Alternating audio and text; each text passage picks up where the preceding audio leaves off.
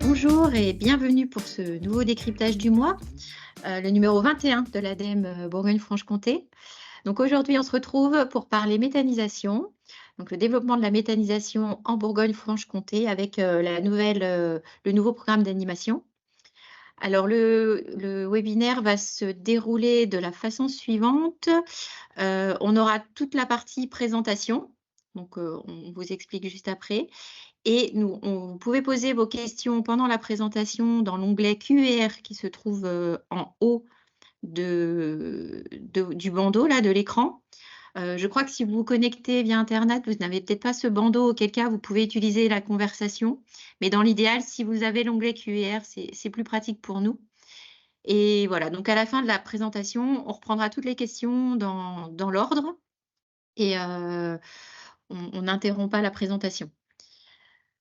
Voilà, sinon je veux vous dire aussi que vous pourrez retrouver, la présentation, le PowerPoint et également le replay de ce webinaire d'ici, 1 semaine à peu près. Je vous enverrai les liens, par mail.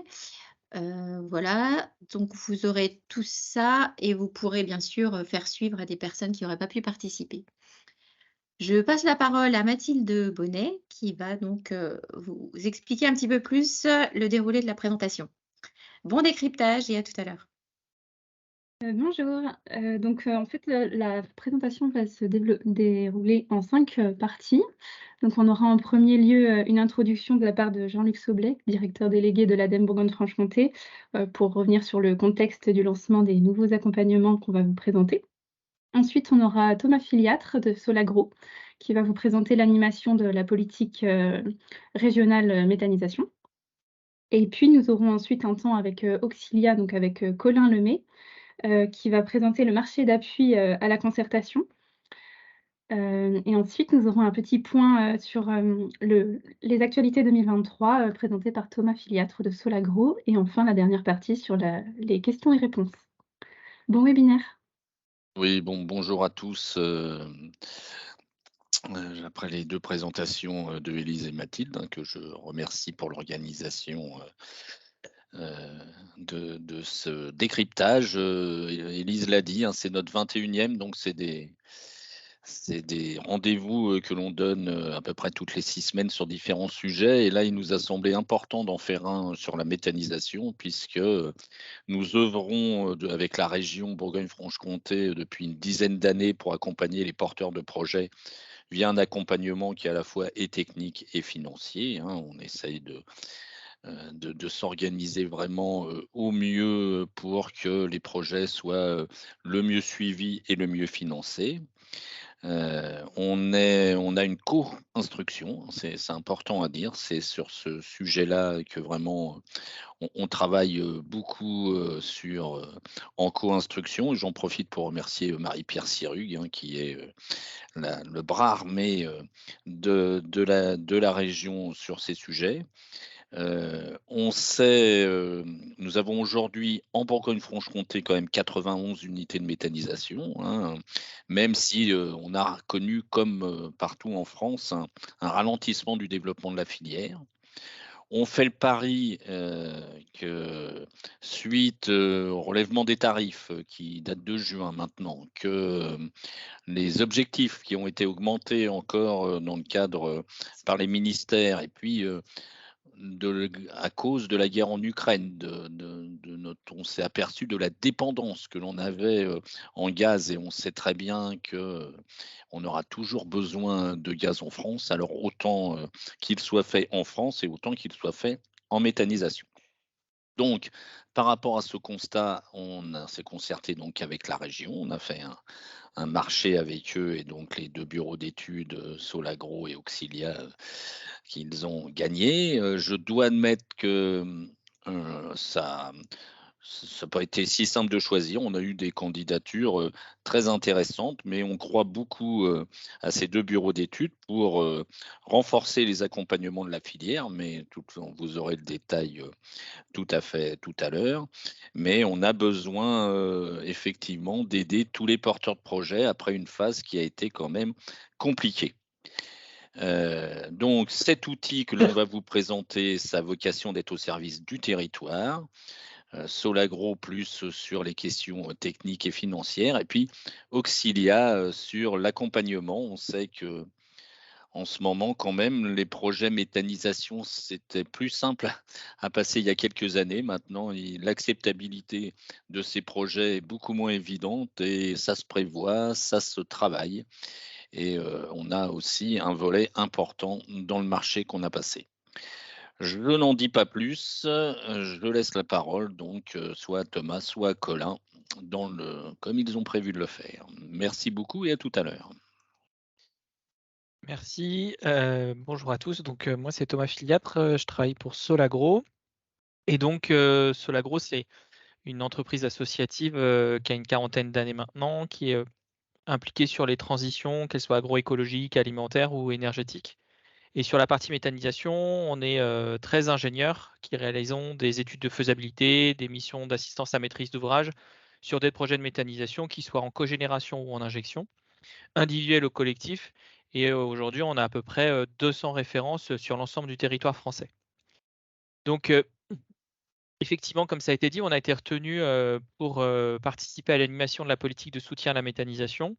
Et c'est une démarche qui s'articule en 3 volets qui sont qui sont liés les uns avec les autres, hein. Le premier volet, on est sur la question de la consolidation des connaissances des installations de méthanisation en Bourgogne-Franche-Comté. Je reviendrai un peu plus dans le détail par la suite pour expliquer un peu à quoi ça correspond. On va chercher aussi à créer du lien entre les différents acteurs pour faciliter l'interconnaissance. Et enfin, on a un dispositif un peu original qui permet de répondre à ce qu'on appelle les questions de premier niveau. Donc, c'est vraiment les qu'est-ce que la méthanisation, comment est-ce que je peux procéder, à qui je peux m'adresser pour avoir des conseils. Et ça s'adresse aussi bien aux futurs porteurs de projets que ceux qui exploitent déjà des unités ou encore aux élus techniciens de collectivité. Donc, cette démarche, elle est encadrée par un marché qui va durer 3 ans, qui a démarré au mois de juillet de cette année. Et on va revenir vers l'ensemble de la filière de manière régulière au travers de ce marché-là. Alors, le volet numéro 1, pardon, consolider l'état des connaissances, qu'est-ce que ça veut dire exactement? Eh ben, l'idée, c'est que de créer une base de données qui peut être partagée par l'ADEME et les services de la région Bourgogne-Franche-Comté pour permettre de bien comprendre la typologie des projets qui existent sur le territoire, et ça doit permettre de calibrer au mieux les dispositifs d'intervention qui peuvent exister pour soutenir la méthanisation. Comment est-ce que ça fonctionne? Eh bien, en gros, une fois par an, on va envoyer un questionnaire à l'ensemble des unités de méthanisation du territoire en leur posant un certain nombre de questions pour bien comprendre leur réalité, pouvoir extraire des indicateurs qui permettent de mieux comprendre les réussites, mais aussi les difficultés qui sont rencontrées pour pouvoir travailler dessus et aider la filière à continuer de progresser sur le territoire. Donc d'ici quelques jours, il y a un fichier dédié qui sera envoyé par mail aux exploitants d'unités de méthanisation. Il a été réfléchi pour faire en sorte qu'il soit le plus simple possible à compléter. Néanmoins, s'il y a des difficultés, il sera possible de prendre contact avec la ligne téléphonique dédiée du dispositif, ou encore envoyer un mail à contact@metabfc.fr pour qu'on puisse venir en soutien sur les éventuelles difficultés qu'il y aurait à compléter ce fichier. Le deuxième volet, c'est rendre disponible de l'information. Donc pour ça, il y a un site internet qui a été mis en ligne début novembre qui s'appelle metabfc.fr, et dessus, on va retrouver à la fois des informations dites générales, mais aussi des informations dites régionalisées. Donc les événements en région, les acteurs régionaux sur lesquels les porteurs de projets ou les exploitants peuvent s'appuyer pour obtenir de l'information ou des conseils. L'information sur tous les dispositifs de soutien qui existent au niveau régional, des retours d'expérience via des fiches retours d'expérience qui ont été faites et qui sont disponibles sur le site internet. L'idée de ce site, c'est de faire vraiment un point d'entrée pour les acteurs de la région qui s'intéressent à la méthanisation. Il n'a pas vocation à s'adresser au grand public, mais plutôt aux futurs exploitants, aux exploitants ou encore une fois, comme je le disais tout à l'heure, aux techniciens élus de collectivités. Comment est-ce qu'on peut aussi rendre disponible l'information à part au travers de ce site internet? Eh bien, 2 fois par an, des webinaires seront organisés afin de pouvoir donner de l'information sur des thématiques précises. Le prochain webinaire sera au premier trimestre 2024. La date n'a pas encore été fixée, pardon, et on reviendra vers vous dès que ça le sera. Et ce sera autour de la thématique des biodéchets, parce que c'est un sujet d'actualité sur lequel je reviendrai un peu plus tard dans la présentation, mais qui concerne aussi bien les potentiels porteurs de projets, les exploitants, mais aussi les collectivités. Et donc l'idée de ce webinaire sera de faire un peu un état des lieux de la connaissance sur ce sujet-là, des facteurs clés de succès pour que on puisse voir une part des biodéchets des ménages valorisés en méthanisation. Si jamais vous avez des idées ou des besoins, faut pas hésiter à les faire remonter au travers de l'adresse contact@metabfc.fr. L'objectif de l'ensemble du dispositif, c'est vraiment répondre aux besoins du territoire, besoin avec un S, et donc on fera une synthèse des éventuelles remontées qu'on aura eues pour répondre au maximum aux besoins d'information qui pourraient émerger dans les semaines et mois à venir. Toujours sur ce volet de l'interconnaissance, il y a aussi la partie on va dire journée thématique sur le terrain, donc via l'organisation de demi-journées. L'idée de ce dispositif, c'est que on puisse intervenir aussi bien en tant que comment dire? Initiateur, mais aussi en soutien d'éventuels acteurs de la région qui voudraient organiser un événement autour de la méthanisation. J'en profite pour dire qu'on a déjà 2 journées qui seront en préparation, où l'idée c'est d'accompagner notamment la journée du 13 février qui aura lieu sur le site pardon, de Mathieu Normand à Razé en Haute-Saône. Et en mars, on est en train de réfléchir à une demi-journée autour du thème du digestat. On sait que c'est un sujet très important et l'idée de cette deuxième demi-journée, c'est de partager les bonnes pratiques, les points de vigilance, voilà, faire du retour d'expérience et permettre aussi bien à des porteurs de projets qu'à des exploitants de se retrouver sur un temps dédié pour pouvoir, encore une fois, faciliter l'interconnaissance comme le nom du volet numéro 2 l'indique.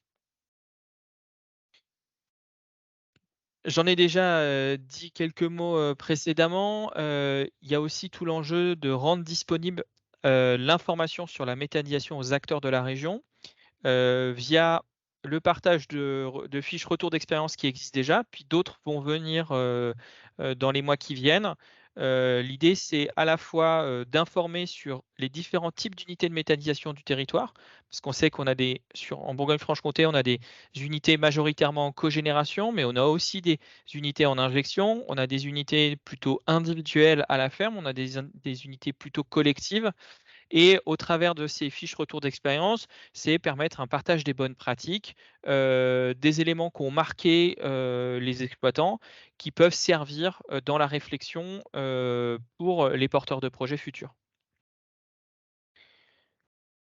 Le troisième volet, alors je le disais tout à l'heure, un élément un peu original par rapport à ce qu'on peut observer ailleurs dans la région, en France pardon. Donc, en région Bourgogne-Franche-Comté, il a été fait le choix de créer une ligne téléphonique dont le numéro est affiché sur votre écran. Elle est ouverte tous les lundis après-midi et jeudis après-midi. Quand quelqu'un compose ce numéro, il va être mis en relation avec moi-même ou un de mes collègues chez Solagro. L'objectif, c'est voilà, d'avoir un humain au bout du téléphone qui puisse répondre aux premières questions. On a déjà eu un certain nombre coups de téléphone autour, par exemple, de la méthanisation des bouts de stations d'épuration. Donc là, c'était une collectivité qui nous avait interrogés. On a eu des questions d'ordre plus général sur qu'est-ce qu'un tarif d'achat, comment ça fonctionne. Enfin voilà, l'idée c'est vraiment d'avoir la possibilité de poser ces questions. En dehors de ces plages, il est toujours possible de laisser un message téléphonique sur ce numéro et nous on vous rappellera derrière pour pouvoir échanger, ou éventuellement il est possible aussi de passer par l'adresse électronique qui est affichée, contact@metabfc.fr. Voilà, en quelques mots, la présentation de ces volets, des différents volets du marché. Encore une fois, l'objectif, c'est qu'ils répondent aux besoins du territoire. Il y a un certain nombre de moyens de communication qui sont mis en œuvre pour vous permettre de faire remonter, du terrain vos besoins. On y reste attentif, on le partagera, avec, nos donneurs d'ordre que sont la région Bourgogne-Franche-Comté et l'ADEME Bourgogne-Franche-Comté, pour pouvoir être le plus agile possible et répondre aux besoins du territoire. Je vais laisser maintenant la parole à Colin qui va vous présenter un peu l'action que Auxilia peut avoir sur le territoire bourguignon-franc-comtois. Bonjour à tous. Donc, déjà en quelques mots, Auxilia est un cabinet de conseil donc, qui travaille au national avec un bureau sur Paris, un bureau sur Nantes, où je me trouve moi-même. C'est un bureau qui rassemble un certain nombre de compétences, notamment dans les champs agriculture et alimentation, avec des profils plutôt spécialisés en agronomie. Mais également qui fait beaucoup de participation citoyenne, qui s'appuie sur les compétences de design et de stratégie de territoire. L'idée ici, c'est bien d'intervenir sur le volet plutôt acceptabilité et sur les premiers stades de la gestion du conflit. On travaille par ailleurs avec d'autres territoires sur cette question de la méthanisation. On accompagne notamment le schéma territorial méthanisation de Guingamp-Paimpol agglomération. Donc plutôt en Bretagne, avec des thématiques qui sont là encore assez fortes, que ce soit finalement des conflits liés au modèle agricole, liés aux algues vertes, etc. On accompagne également le conseil départemental du Maine-et-Loire sur ce sujet méthanisation. Donc c'est un sujet sur lequel on est déjà actif par ailleurs. Alors sans être partisan forcément de la méthanisation, on accompagne sur les énergies en général, bien distinguées, et on va plutôt adopter une posture de tiers veilleur et finalement de garant du cadre d'une communication qui soit respectueuse, qui soit faite en connaissance l'un des volets qu'on développe dans ce marché. Donc le marché que je vais vous présenter juste après, si tu veux bien passer. Ce marché, il s'adresse à la fois aux élus du territoire qui souhaiteraient être accompagnés donc, sur un projet de méthanisation qui se monte sur leur commune. Il peut aussi s'adresser à des porteurs de projets qui souhaitent mettre en place une communication à destination des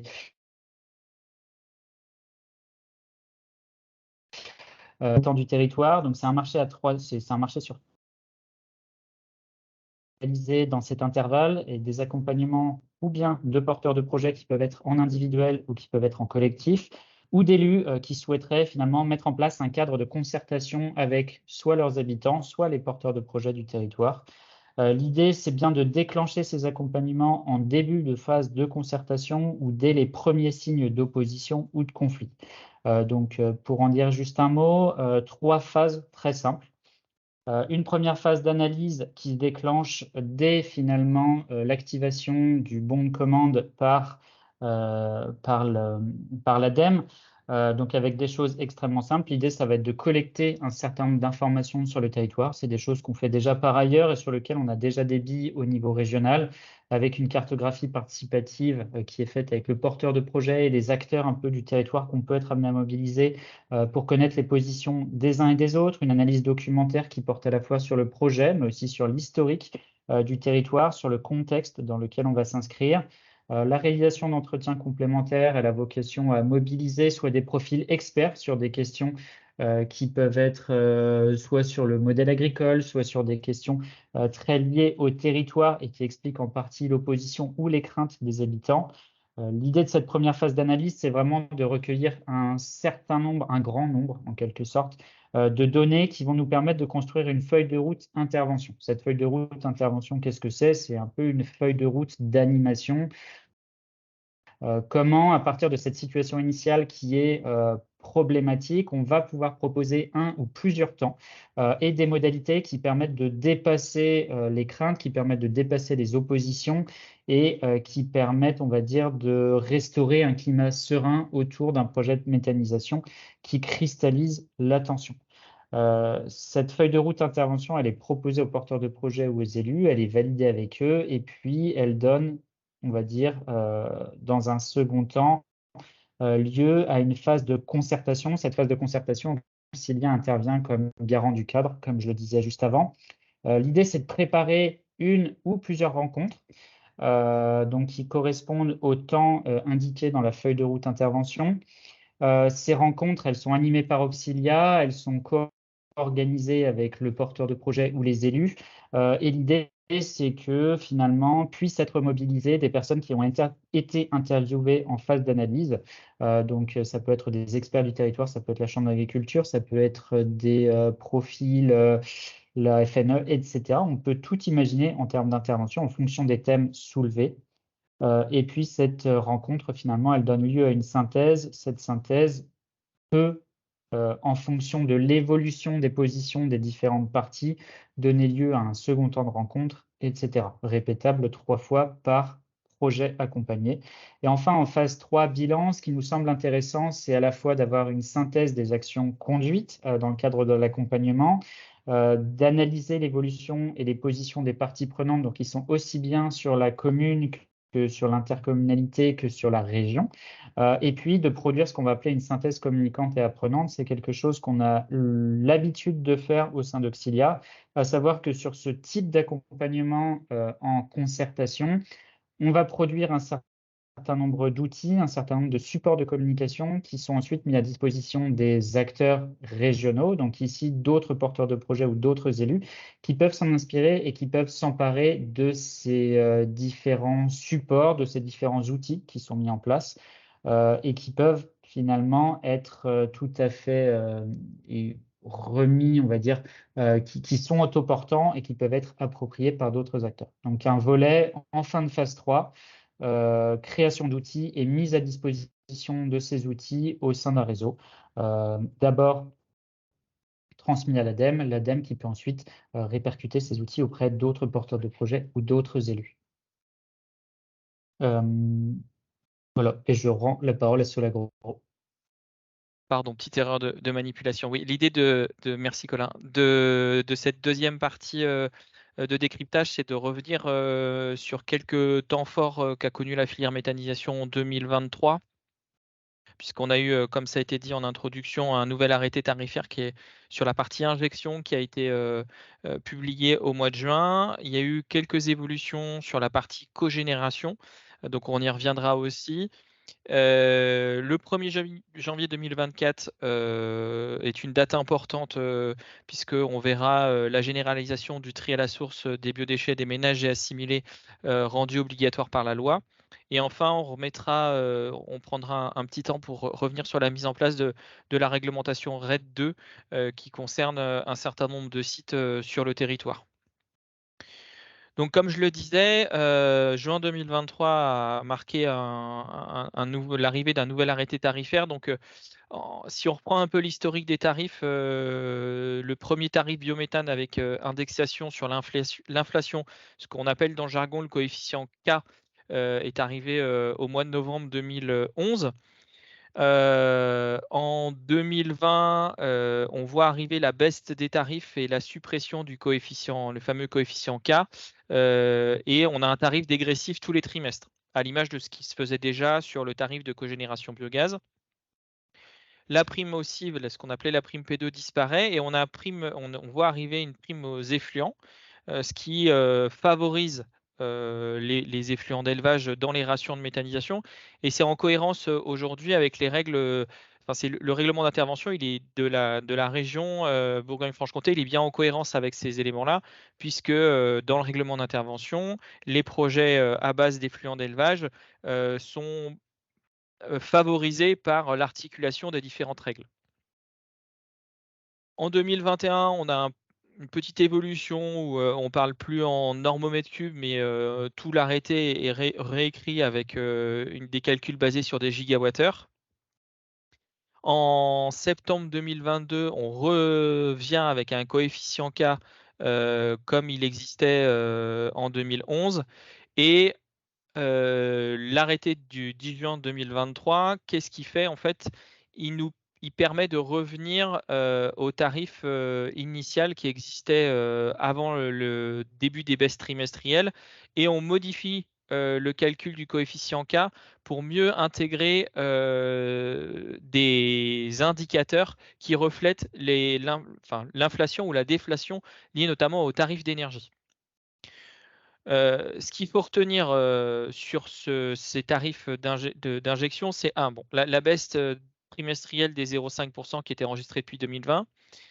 On a l'abandon de la décote des 5 € par mégawattheure en cas d'aide financière à l'investissement de l'ADEME. Donc ça, depuis le mois de juin 2023, ça n'existe plus. Donc les projets sont plus pénalisés s'ils sont aidés par l'ADEME. La prise en compte d'un changement de contexte aussi et de parfois une opposition sur les projets avec des délais de mise en service qui sont allongés en cas de contentieux ou de recours. On a l'annualisation de la CMAX, donc c'est-à-dire que la CMAX était de type mensuel jusqu'à cet arrêté. Maintenant, il est sur l'année. Ça peut permettre de mieux gérer la connexion à certains réseaux de distribution, notamment qui connaissent une forte saisonnalité, avec une capacité d'injection en été qui se trouvait réduite. Donc là, ça peut permettre d'avoir des projets qui produisent plus en hiver et moins en été. Et indépendamment de ces questions de réseau, quand on a une forte saisonnalité de ces intrants, notamment avec des effluents d'élevage qui sont plus produits en hiver qu'en été, ça peut permettre de prendre en compte ces éléments-là. L'hygiénisation voit autoriser l'autoconsommation de biogaz avec un tarif subventionné, ce qui n'était pas le cas précédemment. C'est-à-dire que si on détourne une partie du biogaz produit par l'unité pour hygiéniser, ce biogaz détourné, il bénéficie d'un tarif propre qui permettent en fait d'avoir des unités qui sont en autonomie sur leur consommation énergétique pour l'hygiénisation. On a toujours la question de la prime pour la valorisation des effluents d'élevage. Le coefficient L, donc qui concerne les unités qui sont déjà en service, va être mis à jour 2 fois par an au lieu d'une fois. Et pareil que pour le cas, on a une composante qui est liée au coût de l'énergie. Donc on peut avoir un L qui est à la fois à la hausse ou à la baisse en fonction du contexte inflationniste ou déflationniste sur les coûts de l'énergie. Qu'est-ce qu'on peut retenir de tous ces éléments? C'est que faire des projets en méthanisation d'injection, c'est toujours possible. Il y a un certain nombre de points de vigilance à avoir en tête. C'est que on doit dimensionner son site au plus juste. C'est-à-dire que si j'ai besoin d'une unité pour produire 100, je construis pour produire 100. Ça ne m'empêche pas d'anticiper sur un certain nombre de points, notamment réglementaires, si on a l'idée d'avoir un projet en 2 phases. Mais au moment où on construit, on va débloquer de l'argent pour pouvoir construire. Il faut qu'on soit au plus juste de notre besoin. Chaque projet est unique. Donc ça veut dire que à chaque fois, ça nécessite d'être agile et de l'adapter au contexte dans lequel il évolue. On a la possibilité d'avoir accès aux subventions, aussi bien les subventions régionales et subventions ADEME. On a dit en début de webinaire que c'était une instruction commune entre les 2 structures. Il se trouve qu'en région Bourgogne-Franche-Comté, il y a aussi le FEDER qui peut intervenir dans certaines conditions sur des projets de méthanisation. Un élément qu'on peut avoir en tête, c'est aussi réfléchir à la diversification de l'approvisionnement. notamment si on veut intégrer des biodéchets dans sa ration, ça a quand même un impact, notamment réglementaire. Et donc ça s'anticipe par la discussion avec des bureaux d'études spécialisés sur cette partie-là, qui vont pouvoir vous guider et vous mettre en avant les points sur lesquels il faut être plus particulièrement vigilant. Alors, comment est-ce qu'on fait pour monter un projet? Déjà, il faut prendre les bonnes décisions et en ce sens, que le règlement d'intervention en Bourgogne-Franche-Comté, il a l'avantage de pouvoir accompagner des porteurs de projets à plusieurs moments du développement de leur projet. C'est-à-dire ça peut aller dès une étude d'opportunité, qui est une étude, relativement simple et qui va balayer, de manière, rapide, les grands ensembles, du contexte dans lequel le porteur de projet se trouve ou les porteurs de projet se trouvent, pour permettre ensuite d'aller sur une étude peut-être plus conséquente qui est ce qu'on appelle l'étude de faisabilité. Et ces 2 types d'études, aujourd'hui, elles peuvent être soutenues en Bourgogne-Franche-Comté. Nous qui intervenons, sur l'ensemble du territoire, il faut souligner que les études d'opportunité, c'est pas souvent qu'elles peuvent être financées, par, des acteurs publics. Donc c'est une vraie chance, en Bourgogne-Franche-Comté de pouvoir s'appuyer sur ce type de dispositif parce que comme on est très en amont du projet, on ne sait pas trop où est-ce qu'on va aller. Donc avoir, des soutiens publics, sur ces éléments-là, c'est quand même, hyper intéressant. On va avoir de l'aide au financement des études pour le développement des projets. Et encore une fois, une spécificité en Bourgogne-Franche-Comté qu'on ne voit pas partout, c'est qu'il y a un dispositif qui a été mis sur mesure pour les projets de plus petite taille, on va dire, notamment, à des grands points clés, qu'on travaille sur, des études type assistance à maîtrise d'ouvrage pardon. D'habitude, là, on a, la région et l'ADEME ont extrait, des points clés et permettre, de pouvoir solliciter juste ces éléments-là, pour être accompagné, au moment clé. Je pense notamment, par exemple, à la préparation de la réception, d'une unité de méthanisation. C'est sur ce type d'éléments-là que, le dispositif sur mesure pour les projets de petite taille peut être mis en œuvre. Il y a aussi tout l'aspect, qui a été présenté par Colin pendant la phase de développement, qui est d'aider dans le cadre de la démarche, concertation communication, en cas de besoin de pouvoir faire appel à un bureau d'études spécialisé, en l'occurrence Auxilia. Donc voilà, c'est vraiment un ensemble de choses qui ont été mis en œuvre pour permettre, d'accompagner au mieux le développement des projets et de faire en sorte que, chaque fois qu'un porteur de projet veut se lancer dans la méthanisation, il puisse avoir à ses côtés, des interlocuteurs, qui leur partagent, leur expérience pour l'aider à avoir le projet le plus vertueux possible. Sur la partie, réflexion sur les unités, il y a aussi tous ces éléments qui sont liés, à la récupération du biogaz résiduel qu'on va avoir sur les fosses de stockage. On va pouvoir travailler sur l'amélioration de l'isolation, réfléchir à tout ce qui est autoconsommation d'électricité solaire photovoltaïque, notamment parce que sur les unités, on va avoir des bâtiments, qui vont, à minima, protéger, les locaux, sociaux. Enfin, ce type d'éléments-là, on peut avoir, intérêt à mettre en œuvre des systèmes d'autoconsommation électrique. Un sujet, qui, a de plus en plus, le vent en poupe, on va dire, c'est la valorisation du bio-CO2.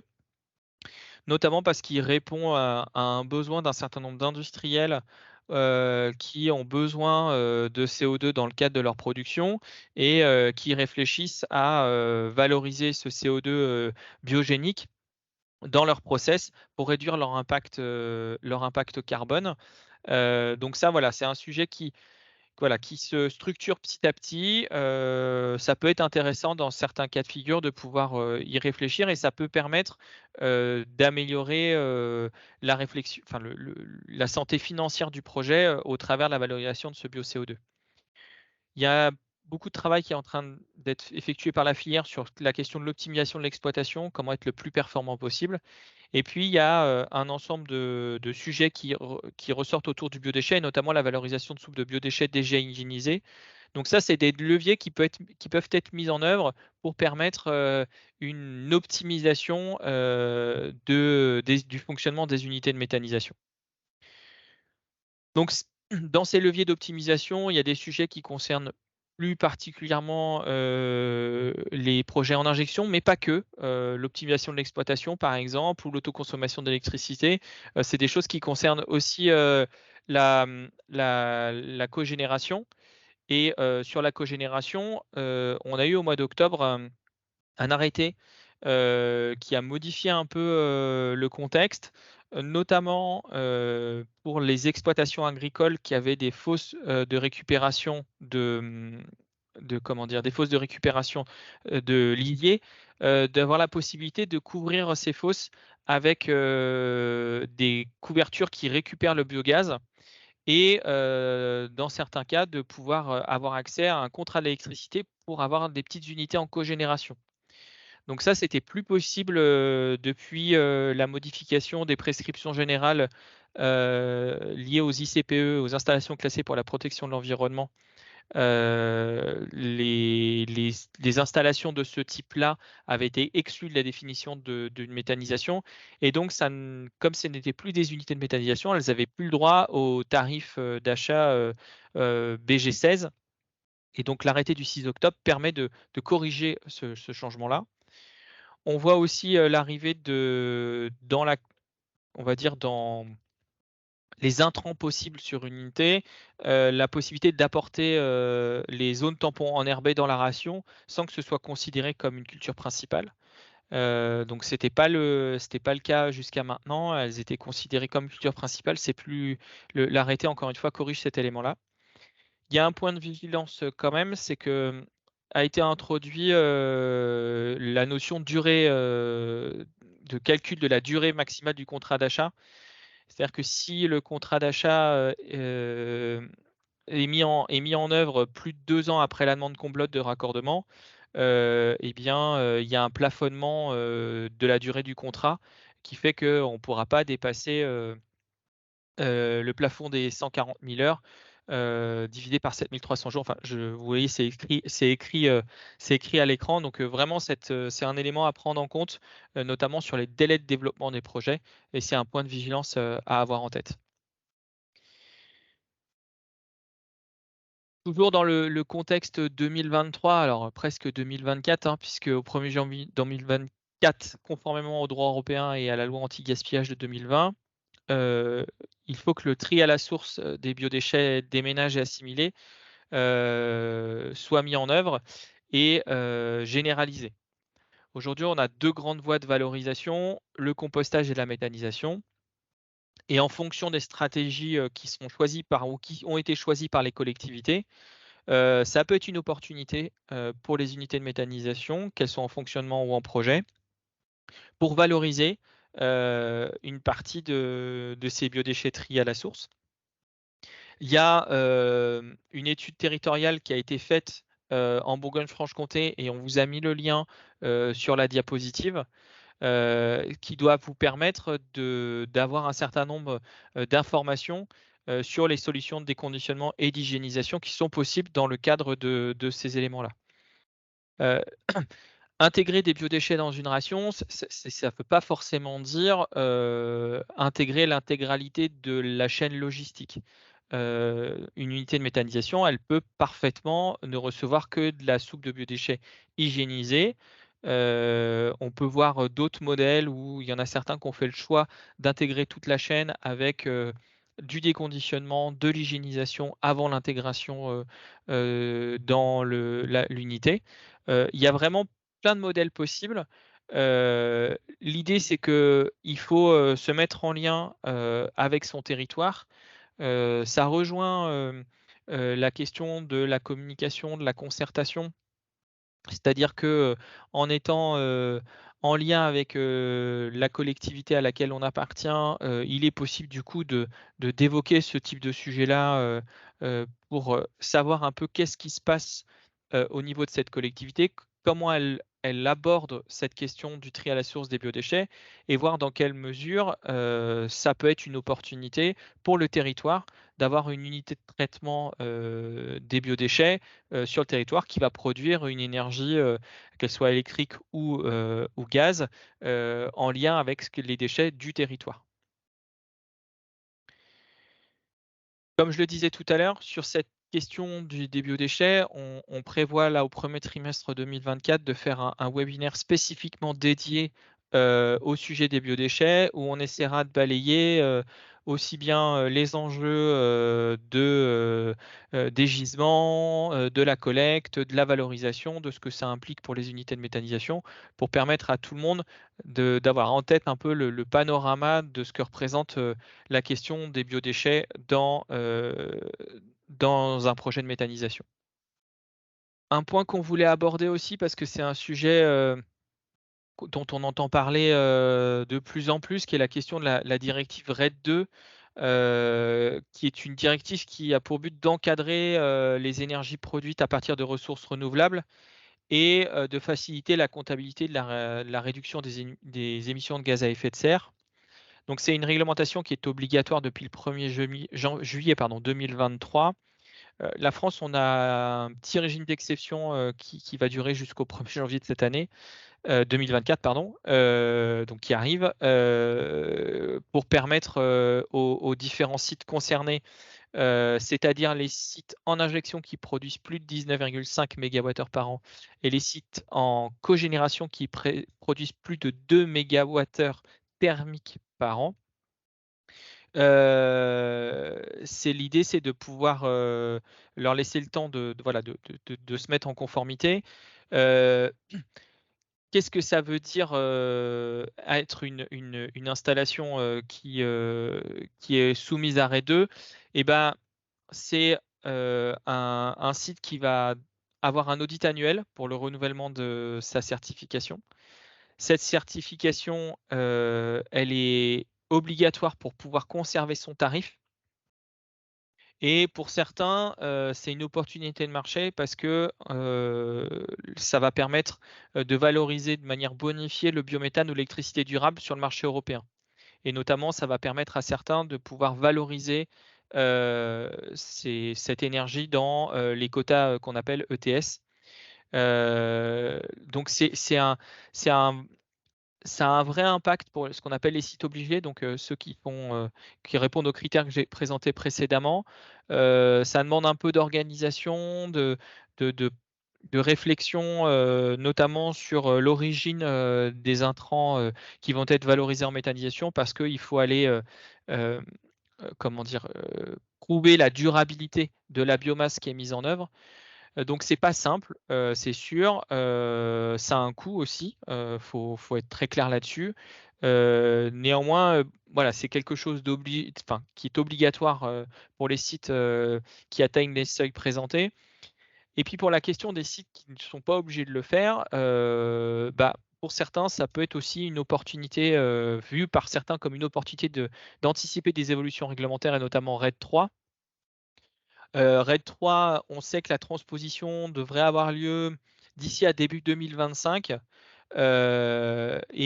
parce que c'est en regard d'objectifs qui ont été fixés au niveau national pour la consommation d'énergie, où à l'horizon 2030, les objectifs qui sont fixés, c'est qu'on ait 42,5% de l'énergie consommée en France qui soit d'origine renouvelable. Donc ça, c'est ce qui est obligatoire. Et RED III dit, si c'est possible, 45%, ce serait bien. Donc voilà, il n'y a pas matière à se précipiter si on n'est pas un site obligé. Mais pour autant, il faut avoir en tête que globalement, ce type de réglementation, elle a eu plutôt tendance dans l'histoire à toucher au fur et à mesure du temps des sites de plus en plus petite taille. Donc il faut au moins en avoir entendu parler, savoir un peu à quoi ça correspond, pour pas être surpris si jamais un jour les seuils devaient être abaissés. J'en ai terminé pour les éléments qu'on souhaitait vous présenter. On finit avec un tout petit peu d'avance sur le programme prévu, une fois n'est pas coutume. Et donc maintenant, ça va être la possibilité de répondre aux questions que vous avez pu poser. Oui, alors pour l'instant, nous n'avons pas de questions. Donc ça vraiment, ça a été très clair. Ah si, une question qui est arrivée. Est-il préférable d'avoir une unité de méthanisation uniquement avec biodéchets ou une unité pluri-intrants? C'est une très bonne question. D'une manière générale, la question qui se pose, elle est d'abord sur la question la façon dont nous on aborde des projets de méthanisation, c'est sous l'angle souvent de l'autonomie. C'est-à-dire qu'un porteur de projet, ce à quoi on va le sensibiliser, c'est au degré de maîtrise de son gisement. Donc, en fonction de qui on est qu'on est un exploitant agricole ou un groupe d'exploitants agricoles? Est-ce qu'on est une collectivité? Quelle maîtrise j'ai sur le gisement de biodéchets? Ça va forcément avoir une influence sur la réponse à la question. Si on maîtrise l'intégralité de son gisement et qu'on est capable de construire un projet avec un gisement 100% biodéchets et qu'on est autonome, a priori, pourquoi pas? C'est quand même pas la majorité des cas de figure. Le fait d'être pluri-intrant, ça peut permettre aussi d'avoir une forme de résilience et quand on parle de pluri-intrants, c'est pas forcément des intrants différents, mais ça peut être plusieurs sources d'approvisionnement. C'est-à-dire que, surtout que les biodéchets, notamment les biodéchets des ménages, ils sont liés à l'exercice d'une compétence et donc la valorisation, elle passe par, des marchés publics et on n'est pas à l'abri, de décrocher un marché un jour et à la date anniversaire du marché de plus être retenu. Donc globalement, la réflexion, elle porte aussi sur cette idée de à quel point je maîtrise mon gisement, quelles sont mes sources d'approvisionnement, pour pouvoir être résilient et faire face, à des changements, au cours du projet. Un projet de méthanisation, les contrats d'achat, ils sont alors en cogénération. On a dit 140 000 heures, ça fait entre allez, à peu près 17 ans et 20 ans. Donc en 17 à 20 ans, il peut se passer beaucoup de choses. En injection, c'est 15 ans et en 15 ans, il peut se passer beaucoup de choses aussi. Donc l'idée, c'est de pouvoir être agile et donc en diversifiant son approvisionnement, quand on est sur du biodéchet, j'entends, ça peut permettre d'être résilient si jamais il y a des changements. OK, merci. Thomas, un peu, dans la continuité, est-ce que la qualité du digestat peut varier avec uniquement des biodéchets? Alors ça dépend, c'est pareil, ça dépend. On est en Bourgogne-Franche-Comté, j'étais une réponse de Normand, ça dépend, alors ça dépend ce qu'on appelle par qualité. Heu, la qualité d'un digestat, elle peut s'exprimer via ses valeurs fertilisantes, donc azote, phosphore, potasse et elle peut aussi s'exprimer, sur son taux d'inerte. Donc quand on traite des biodéchets, souvent on va passer par du déconditionnement, sauf à ce qu'on n'ait que du biodéchet en vrac qui soit livré sur l'unité de méthanisation. Et quand on fait du déconditionnement, il y a une rubrique ICPE, la 2783, qui a été créée cette année, qui fixe des seuils assez clairs sur la question des inertes. Et globalement, les professionnels du déconditionnement ont œuvré ces derniers mois, ces dernières années pour avoir des systèmes qui permettent d'avoir une soupe la plus proche, la plus propre possible.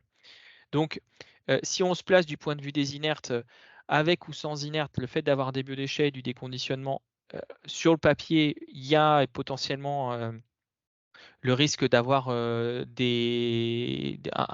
digestat de moins bonne qualité, mais aujourd'hui, les stratégies et les outils existent pour éviter ce cas-là. Et donc, dans la question qui a été posée,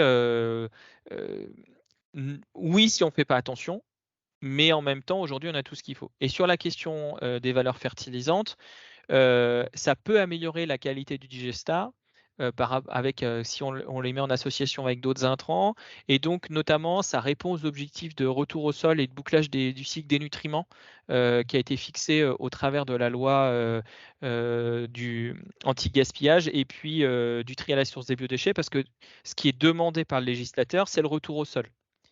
C'est-à-dire que les biodéchets qui ont été triés à la source, qui sont collectés, l'idée c'est que, derrière, leur retour il y ait un retour au sol pour permettre la production, de nouvelles ressources alimentaires. Merci. Alors une autre question, prévoyez-vous des actions d'acculturation du grand public au sujet de la méthanisation en dehors du contexte de concertation liée à un projet spécifique? Heu, Je vais peut-être répondre si tu Vas-y veux. Mathilde. Globalement, non, parce que c'est pas du tout la cible de nos missions. Par contre, sur le site de la librairie ADEME, on a des petits prospectus qui sont à destination du grand public que les élus peuvent diffuser. Enfin, c'est vraiment les 10 questions de base sur la méthanisation et c'est plutôt ça qui est adressé au grand public. Donc, pas de grande phase d'acculturation prévue, en tout cas en région. Y a-t-il des avancées législatives mélangées biodéchets et bouts de steppe? C'est une question qui revient très régulièrement. Malheureusement, pour l'instant, non. Pour rappel, hein, aujourd'hui, la loi interdit de mélanger des déchetteries à la source avec des bouts de stations d'épuration. Donc aujourd'hui, ce qu'on voit, c'est des stratégies de type double fil, où en gros, on a un seul point de valorisation du biogaz, soit soit une unité de cogénération, soit de l'injection, mais avec 2 systèmes de digestion qui travaillent en parallèle, où à aucun moment, ni les éléments de digestion, ni les éléments de stockage du digestat, sont mis en commun. Tout reste, complètement séparé d'un bout à l'autre de la chaîne. Et alors c'est un sujet qui est porté par la filière, mais pour l'instant, on n'a pas de signaux, laissant à penser qu'à très court terme, on aurait un revirement de situation sur cet élément-là.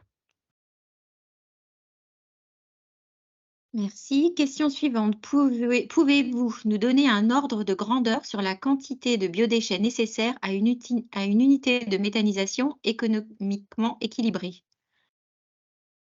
Heu, c'est une question à laquelle je ne vais pas me risquer de répondre comme ça parce que ça dépend de beaucoup de paramètres, et je voudrais pas dire de bêtises. Si la personne qui pose la question, veut qu'on en discute, faut pas hésiter à passer par le mail, contact@metabfc.fr et éventuellement, on pourra envoyer des références d'unités, qui fonctionnent en 100 biodéchets pour que, la personne puisse, appréhender un peu en fonction des contextes, comment ça fonctionne. Mais je donnerai pas de enfin, il y a trop de paramètres pour que ou alors je vais donner une fourchette tellement énorme que ça aurait pas de sens. Donc, je vais être franc, botter en touche pour pas dire de bêtises. Donc, deuxième réponse de Normand, si je comprends bien. Oui, c'est ça. Alors, on a une nouvelle question. Alors, qui a disparu? Bon, elle est là. Avez-vous des modèles de cahier des charges pour des méthaniseurs publics de biodéchets? Création de méthaniseurs. Alors, nous, on a accompagné un certain nombre de collectivités sur ces sujets-là. On se rend compte que le code des marchés publics, fait que, en gros, c'est pareil, c'est encore une réponse de Normand, c'est pas je le fais pas exprès, hein, mais on voit tout un tas de cas de figure. Aujourd'hui, on a vu des systèmes d'appel à manifestation d'intérêt, on a des collectivités, qui s'adossent, à d'autres collectivités pour pouvoir, je pense, à la SEM Bimeta dans le 77, qui travaille sur ces sujets-là, mais on n'a pas de cahier des charges tout fait, pour la création d'un méthaniseur, le seul enfin après, ça dépend du degré de maturité aussi, parce il y a quand même un certain nombre d'éléments à valider avant, via une étude de faisabilité. Donc, si c'est un cahier des charges, pour lancer une étude de faisabilité, on doit pouvoir retrouver des exemples de collectivités, assez facilement qu'on en rédigé. Mais si c'est pour, lancer un marché public, pour, la création d'un méthaniseur, de type, public, donc porté par une collectivité, ça j'en ai pas connaissance. Très bien. Une autre question. Existe-t-il des projets de méthanisation XXL en BFC? Monsieur le préfet de Loire-Atlantique vient d'en refuser un. Mathilde, est-ce que tu veux répondre, sur ce sujet-là? On a connaissance du projet du nord de Côte d'Or qui est en train de se faire, qui est un gros projet. Après, ça dépend ce qu'on appellera XXL pour les autres. Enfin oui, ça arrive. Enfin, il y en a qui arrivent.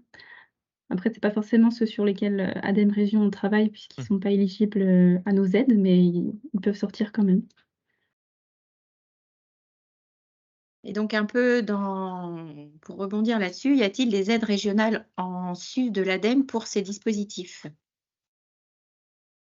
Du coup, on en a déjà parlé, Ouais. je sais qu'on va peut-être pas revenir dessus, enfin, ça a déjà été un petit peu évoqué pendant la présentation et puis vous retrouverez tout sur le site internet.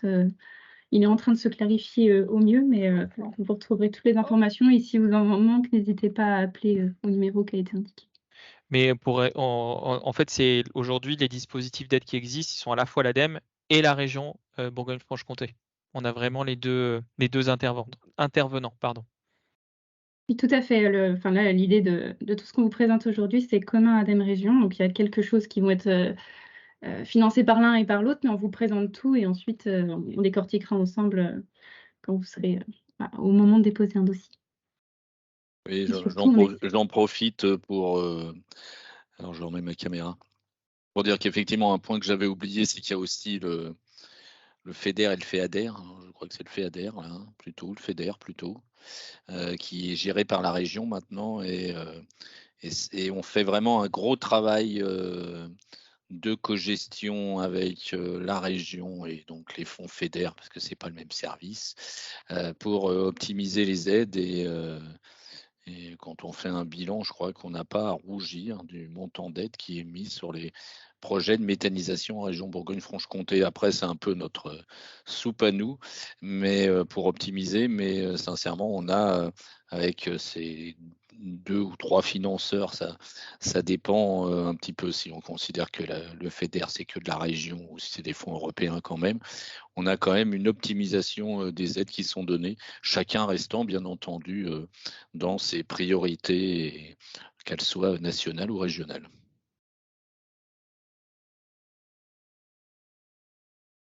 Merci. Est-ce qu'il y a d'autres questions? En tout cas, je crois qu'on a fait le tour de celles qui ont été posées pour le moment.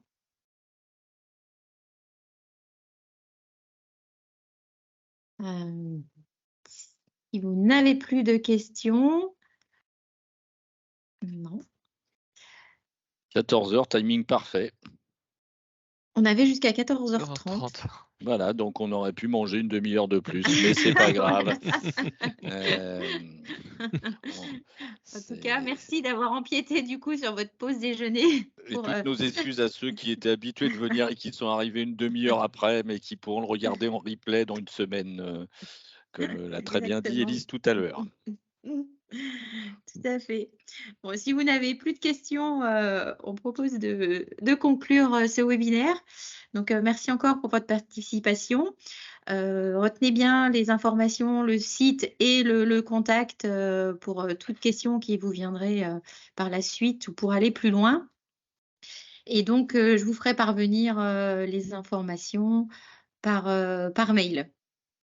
Donc, la présentation dès demain et puis le replay d'ici une semaine environ. Voilà, merci à tous nos intervenants et je vous souhaite un très bel après-midi. Et des bonnes fêtes de À fin bientôt. d'année pour ceux qu'on ne Également. verra pas. Oui, il faut qu'on commence, Élise. Faut qu'on commence. Oui, c'est vrai. Bon après-midi à Merci. tous. Merci à tous. Au revoir. Merci, au revoir.